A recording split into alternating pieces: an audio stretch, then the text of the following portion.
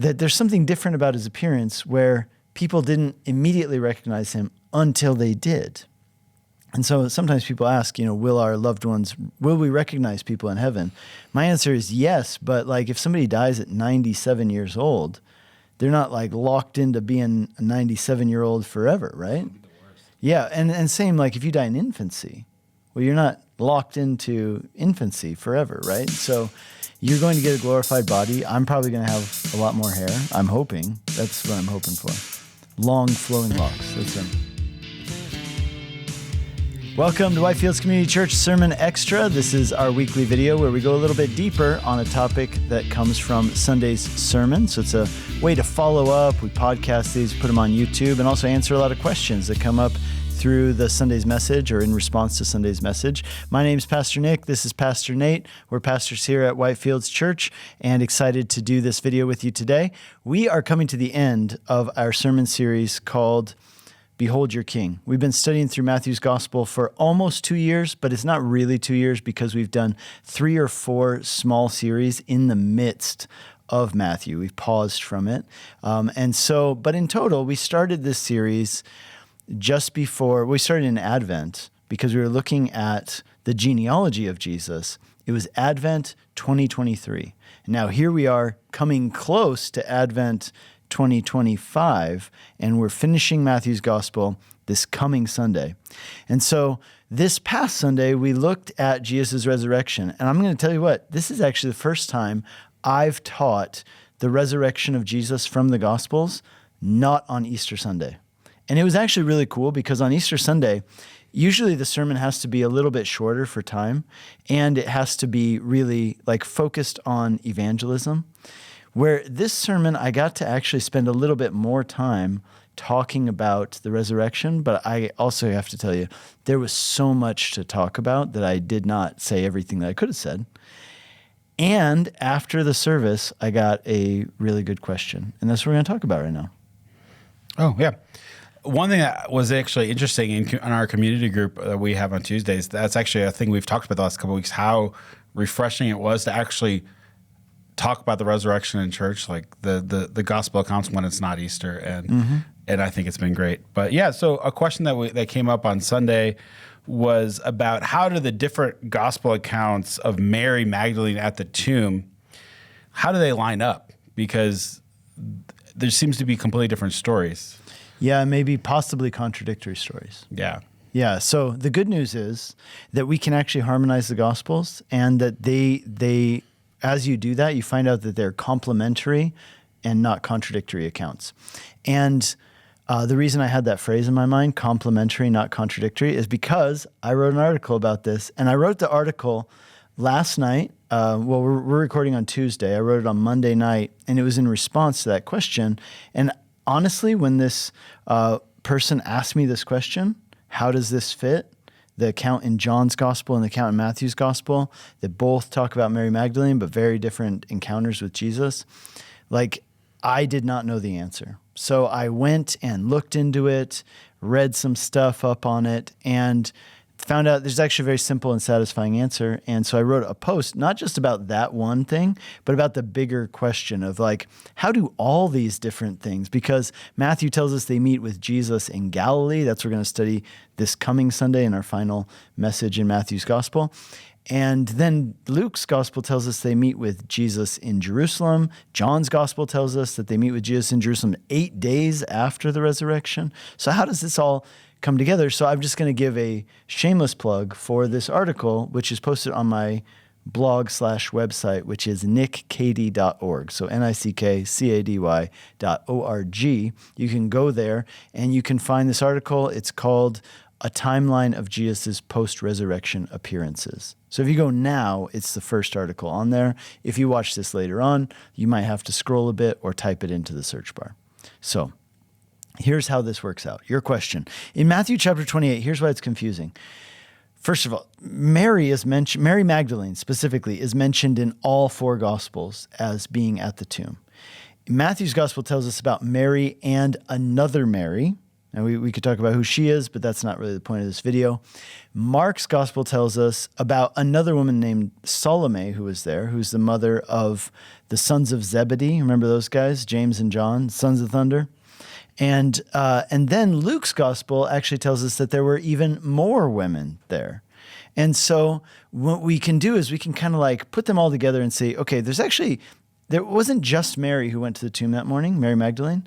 There was a group of, let's say, between 4 and we don't know how many, because Luke actually tells us there were other women there who followed Jesus from Galilee, and he doesn't say who they were. So we don't know exactly how many, but the point is there were several. Okay, Mary Magdalene is definitely there. She's in all the accounts. Now here's how it all works out. They go to the tomb, they're going together. Now if you look over at John's gospel, what you find is that it seems then that Mary Magdalene splits off from the other group. So maybe they see at a distance that something's up with the tomb, like the stone is moved, and as they're approaching it, so it seems that Mary Magdalene runs ahead, sees the tomb, then leaves the other women and starts running back specifically to tell Peter and John. Okay, so while that's happening, while she's running back to tell Peter and John, the other ladies arrive at the tomb. They encounter the angel who's sitting on the stone who says, Jesus isn't here. He's risen just as he told you he would. Now go and tell the other disciples that he's going ahead of you and he will meet you in Galilee. Okay? So then they do that. They start heading back. And so they're heading back towards wherever the disciples are staying. In the meantime, Mary Magdalene reaches Peter and John and tells them, hey, you guys, something's up with the tomb. Now, she doesn't know that she didn't talk to the angel, remember? So she doesn't actually know yet that Jesus is resurrected. She tells Peter and John, worst case scenario, somebody came and took his body. That's what she says. In other words, she didn't get the message from the angel because she didn't meet the angel. So then Peter and John have this foot race. John wins, we all know. He's faster, probably younger, and maybe a little bit, lighter on his feet, let's say. So he gets to the tomb first, and then Peter gets there, and then Mary arrives after them. So Peter and John, they look around. It's interesting. Peter and John do not meet an angel, and they do not meet Jesus. So then Mary gets there. Peter and John then leave. It says that they went back home, so to say, not knowing what to make of this. They still don't know that Jesus is resurrected. They're still like, did somebody steal his body? What is happening? Where are the guards? We don't know. Okay? So then Mary Magdalene gets there. She looks inside the tomb, and she sees 2 angels sitting in the tomb on that little shelf thing where they would have placed the body. And they say to her, and she's weeping. At first, she just stands outside the tomb for a minute by herself. Everybody else has left. She's standing by herself, weeping, leans in the tomb, sees 2 angels. They ask her, why are you weeping? You're seeking Jesus of Nazareth. He's not here. He's resurrected. Then she turns around without responding to them, turns around and sees Jesus, but she doesn't recognize it's Jesus. She thinks it's the gardener. Now you might say, how did she not recognize it's Jesus? There's kind of 2 options. One is, and then maybe they're both true. One is, remember, she's in a cave, which is a tomb, right? A tomb is just like carved out from the stone, cave opening, which means that the light is coming in from the outside. So this person is backlit. And so she's probably not able to see him clearly. And the other possibility is that it does seem from some of the other accounts, like in Luke's gospel, the road to Emmaus story, that Jesus' appearance is different. So he's still himself, and he's still recognizable as Jesus. But because, unlike Lazarus, for example, Jesus is not resurrected in the same body, he's resurrected in his now glorified body, his resurrection body, as the first fruits of those resurrected from the dead to everlasting life, that there's something different about his appearance where people didn't immediately recognize him until they did. And so sometimes people ask, will we recognize people in heaven? My answer is yes, but like if somebody dies at 97 years old, they're not like locked into being a 97-year-old forever, right? Yeah, and same like if you die in infancy, well, you're not locked into infancy forever, right? So you're going to get a glorified body. I'm probably going to have a lot more hair. I'm hoping. That's what I'm hoping for. Long flowing locks. That's what I don't know. Maybe in the glorified body, none of us have hair. Who needs it? Yeah, you're weirding me out right now. Actually. All right, so all right, so that's what happens is that she then realized, because he says Mary, right? He says her name, and she says Rabboni, right? Teacher, and she grabs onto him, but he says, hey, don't cling to me because I'm not yet glorified. I'm going to ascend to the Father. Now go and tell my brothers, the disciples, that I'm going to ascend to the Father and go.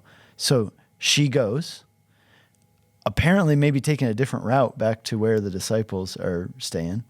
And then Jesus appears to the other women who are still on the way back. Okay? So they're still on the way back. Jesus then appears to them. That's what we have in Matthew. In other words, he's appearing to all the women except for Mary Magdalene. And then Luke's gospel tells us basically that by the time they get back to the house where the disciples are staying, Mary Magdalene somehow meets up with them at the house, and then they all talk together. So that's how it all works out, right? So Mary splits off from the group, gets Peter and John. Peter and John leave. Mary is at the tomb by herself. That's how she ends up there. And then the women on the way meet Jesus separately. So that's how it all fits together. Now, there are other appearances too, and other questions. I outline a lot of those questions in my blog post. Yeah, I think that's interesting because, we're doing, for instance, a Bible Learning Center class about apologetics right now. And sometimes there's these things that people on the surface think of as like discrepancies or contradictions, when really those things to me actually give more credence that the Bible is real. Because when you have like an accident and you ask 4 different people, eyewitnesses, they all have different details that they see or that they notice. Someone's like, oh, there was a red car. Someone just says there was a car. Someone says there was a red car and there was a yellow car next to it or whatever. And that's actually more, now to me, that gives credence to the fact that this is actually, these 4 different stories are real, and because it's exactly how different people would tell stories from different perspectives. I think that's wonderful. Yeah, and just also remember that the purpose of John's gospel, like there's several purposes to it, but one of the main purposes is that John's writing at the end of his life. He was the youngest probably of all the disciples, maybe late teens when he was following Jesus, maybe early 20s. So he lives longer than all of them, plus they all got murdered, except for him. But not for trying, right? People tried to kill him, and he survived. But then at the end of his life, you can imagine he's the last living link to Jesus, and people would come around all the time. John, tell him that one story, because the other gospels by that time are written and distributed. But John's got all these other stories that aren't recorded in the gospels. And so both probably at the urging of people and by the inspiration of the Holy Spirit, John writes these stories down. So John's purposefully not writing the same stories that are already written. He's writing the other stuff that's not yet recorded. And so he wants to kind of fill in a little bit of the picture of what happened that morning. Because people are like, John, how did it work? Like, we heard that you and Peter went there, and then like Mary was there. Like, she said that she saw Jesus separate from the other ladies, and so John's explaining it to us. Yeah, I'm trying to remember. There's a verse actually in John where he does say to set. What's that verse? There's a verse in John where he actually says why he wrote the book. It's John chapter 20. It's his purpose statement. I'm teaching John for Bible Learning Center. That's why John chapter 20, he says, Jesus did many other signs in the eyes of people, but these were recorded so that you may believe that he's the Son of God, and by believing in him you may have life. Absolutely. And I think that's important to understand is the reason why these different gospels have a place. I think that's great. Well, you said something about the angels. That leads to another question. So Matthew only tells us about one angel, but then there's other ones that say 2. I think Luke says 2 angels. John says 2 angels inside the tomb. Like, what is that all about? Why do we see different? So it seems that there were at least 2 angels. and maybe more. Again, it's just like John telling us that Mary Magdalene came to the tomb is just focusing on her story. It's not to the exclusion of the other women who were clearly there also, right? So again, it's like you said, I saw a car. Well, yeah, there were a lot of things happening. And so focusing on one thing doesn't mean that you're excluding others. So Matthew focuses on one angel sitting on top of the rock. But then we see, like, apparently people move and things happen. And then by the time Mary gets there and looks inside the tomb, the angels are sitting there inside the tomb. And so, yeah, I mean, it seems that there were at least 2 and maybe more angels. Okay, that makes sense. Yeah. So there's maybe more than 2. Maybe even more than 2, yeah. Well, that's really great. Okay, so here's the question that people keep asking, and we're almost done. We have one more week here in Matthew, so what are we studying next? I'm not going to tell you. Okay. I'm just kidding. I will tell you. I will say, before you say, I will say, actually, it's interesting to me because I think I came on staff like a week or 2 after you started Matthew. Yeah. And I feel like I've grown up with Matthew. There you go. 2 years. And wow. So it's kind of like a completion for me. I told somebody this past Sunday that, like these kind of longer studies, they're rewarding. They can feel long when you're in the middle of them, but I think it's a rewarding thing that we got to do this as a congregation. I mean, how many times in your life are you going to get to study verse by verse through an entire gospel? And so to be able to do that and go through it together, I think is really rewarding. I think that we created also a record that's going to be used for many years of those teachings. And we encourage people to go back, listen to them, use it as a commentary even. I mean, this is what we're creating as a resource for ourselves and for others to use by going through this and also studying through it for our own edification. Okay, here's what we're studying next. We're going to start the book of Habakkuk, an Old Testament prophet. We're going to go through it in 4 weeks, and it's called Living by Faith. And it's a fascinating book because, in the beginning of the book, Habakkuk's really struggling with, like, God, I want to trust you, but I just don't understand what's happening in the world. It just doesn't make sense. It seems like the evil is prospering. It seems that, God, you're not doing anything about the bad things in the world. And why is that? And so Habakkuk's like asking God, and God actually answers him and also does not give him the answer that he was hoping for or wanted. And so Habakkuk's learning to walk by faith, which is to trust God even before he understands everything, but just knowing that God has assured him that it is going to work out. And then Habakkuk says this incredible line, which is picked up in the gospel, sorry, not in the Gospels, in the New Testament. Twice it's used in the New Testament, which is that the righteous shall live by faith. And that becomes the clarion call of the Reformation. It's the verse that kicks off the Reformation through Martin Luther, where he comes upon that verse in the book of Romans. And as he begins to study it, it absolutely revolutionizes his world and the way he thinks about the Bible and his own life. And what does it mean to be justified? And how are we justified? And what does the Bible even teach? And so then, of course, it's used in Galatians as well.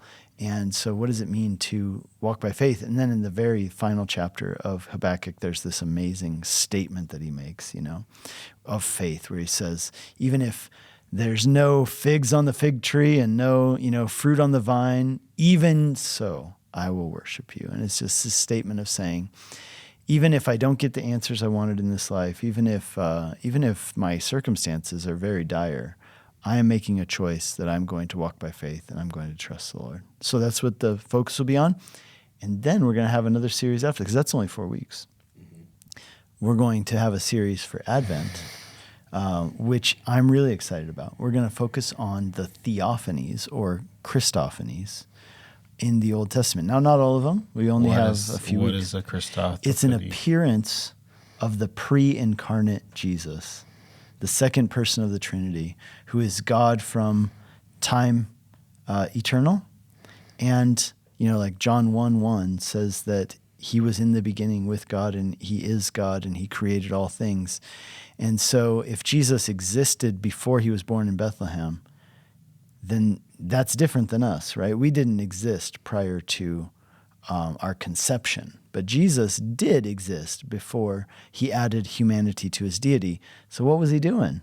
And if Jesus is the form or image of God, as it says in both Philippians and Colossians, then let's look at some of those times when the invisible became visible in the Old Testament and people encountered Jesus before his birth in Bethlehem. And then we'll build up to the light coming in Jesus. And then we're going to actually have like a follow-up one. It'll be like 4 messages plus 1, which will be that after Christmas, we're going to look at the post-ascension appearance of Jesus on earth to Paul the Apostle. Oh. Yeah. That's going to be pretty exciting. I know. I'm really excited about Advent. When I was a pastor in Ukraine, we didn't really do that for a longest time. I had grown up in a traditional church that had Advent. And I remember hearing, I would actually, when you're talking about having a record, I would always, when I was teaching through a book, I would look through the catalog on the website to see if you had any sermons on a passage or a book I was teaching, just to get my heart kind of connected to it. And I remember when you started doing the Advent, and I started doing Advent in the church because I felt like it's so easy when it comes to Christmas for all of us, whether in the church or just in our families. Christmas becomes about stress. Sometimes it's like, I got to go buy presents, or my kids have a school party, or it seems like every club or group or everything you're in has some sort of event around Christmas. And it's so much things, especially in the church. If you're in this ministry, it can be so many things to do, and you could find yourself, it's so easy to find yourself dreading Christmas. And I was just stopped. And I thought, as a leader of the church, I said, what is Christmas about? It's about the birth of Jesus. And I remember listening to your all Advent series, and I thought, wow, this is building an anticipation of why we celebrate. And people talk about, we want to put Christ in Christmas. I'm like, well, then do it. Let's go to an Advent series. Get your heart ready for that. And even after that, we started doing Advent calendars with our kids to get them excited, not just about a present, but about the reason we give presents. And so I think it's going to be a great season. I know right now we're like, hey, Thanksgiving hasn't happened yet. Why are we talking about Christmas? But I think it's a great thing. We should be excited about celebrating the light come into the world. So I think it's going to be great. I'm excited about it. Awesome. Thanks, Nate. And hey, if you haven't done so yet, please subscribe to this channel. Share this video with someone you think might benefit from it.